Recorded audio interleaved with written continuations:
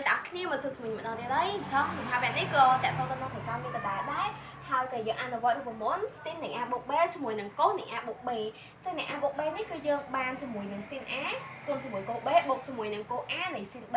ចំណែកកូសនៃ A បូក B វិញយើងបានកូស A កូស B ដកជាមួយនឹងស៊ីន A ស៊ីន B នៅក្នុងវីដេអូមុនណាក៏មានរូបមន្តមួយទៀតដែរបងប្អូនជាពិសេសហ្នឹងស៊ីន A ស៊ីននៃ A បូក B ជាមួយកូសនៃ A បូក B ហ្នឹងគឺយើងប្រើច្រើនហ្មងអញ្ចឹងយើងងាកមកមើលលំហាត់ហើយយើងវិញគឺចំរូបមន្តចំហ្មងស៊ីននៃផាយបូក 3 បូកជាមួយនឹង x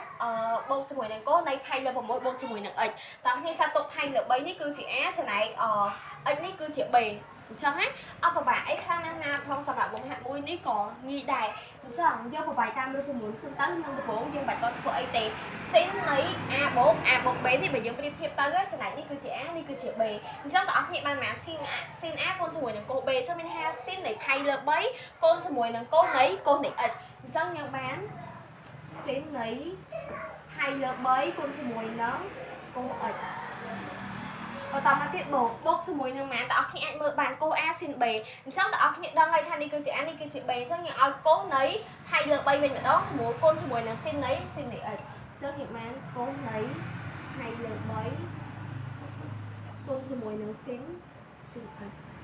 ម្ដងនេះម្ដងបងប្អូនគ្នាប្រវាយកន្លែងកូសនៃផាយបូក6បូកជាមួយនឹង x ម្ដងណាសម្រាប់ត្រង់កន្លែងនោះវិញក៏យើងអនុវត្តតាមរូបមន្តកូសម្ដងដោយសារទៅផាយលើ6ហ្នឹងគឺជា a ចំណែក x ហ្នឹងក៏ជា b កូសផាយលើ6យើងបានកូស a កូស b អញ្ចឹងមានថាយើងយកកូស a គុណជាមួយនឹង b មានថាកូសផាយលើ6គុណជាមួយនឹងកូស x បងប្អូនគ្នាអាចបានអញ្ចឹងណាកូសផាយលើ6គុណជាមួយនឹងកូស x បន្តមកទៀតគឺបងប្អូនគ្នាបានសញ្ញាដកត្រង់កន្លែងនេះដូរមកដកណាបូកដូរមកដកដូរទៅបូកវិញតែត្រង់កន្លែងសញ្ញាស៊ីនគឺបូកដល់បូកដកដល់ដកអីណាប្រយ័ត្នច្រឡំកន្លែងហ្នឹងណាអូ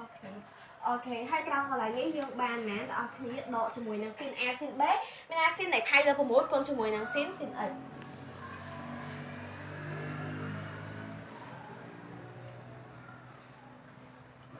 អូខេទៅពេលដែលយើងបានប៉ុណ្ណឹងហើយឲ្យដល់អ្នកគ្នាអាចធ្វើបានហ្នឹងដោយអ្នកគ្នាដឹងអញ្ចឹងថាផាយលើ3ហ្នឹងជាមុំពិសេសបើសិនដល់គ្នាយក180ចែក3ទៅយើងបានប៉ុន្មានយើងបានមុំ60អញ្ចឹងស៊ីន60គឺយើងរកតម្លៃងាយឯងស៊ីន60ស្មើប៉ុន្មានអ្នកគ្នាឬ3លើ2អញ្ចឹងណាផាយលើ3ក៏ជាមុំពិសេសចឹងទៅយើងបែកអីញ៉ៃទៀតទេដាក់តម្លៃយកមក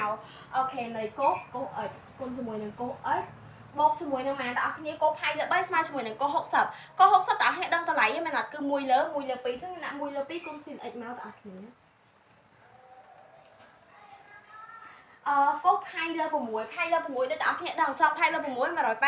យើងបាន30អញ្ចឹងកូសនៃមុំ30គឺយើងបានឬ3លើ2បូកជាមួយនឹងឬ3លើ2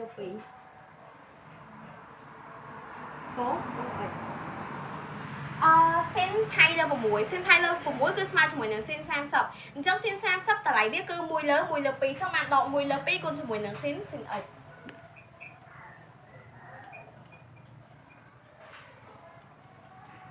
ត្រង់កន្លែងនេះបងប្អូនគ្នាមើលកន្លែងណាដែលអាចសម្រួលបានយើងសម្រួលកន្លែងណាដែលយើងអាចសម្រួលបានតែយើងកណនីបន្តទៀតណាត្រង់កន្លែងនេះគឺ1លើ2ស៊ីន x ជាមួយនឹងដក1លើ2ស៊ីន x សម្រួលសអស់ប៉ុន្តែយើងនៅសល់3ឬ3លើ2កូស x គុណបូកជាមួយនឹងឬ3លើ2កូស x តើអ្នកដឹងថាឬ3លើ2កូស x ហ្នឹងគឺមានចំនួន2ដងអញ្ចឹងយើងយក2គុណជាមួយនឹងឬ3លើ2កូស x តើគ្នាស្មើម៉ានតើគ្នាសម្រួលនេះ2ជាមួយនឹង2មេគុណនេះជាមួយនឹងភាគបែងចោលគឺយើងសល់ឬ3កូស x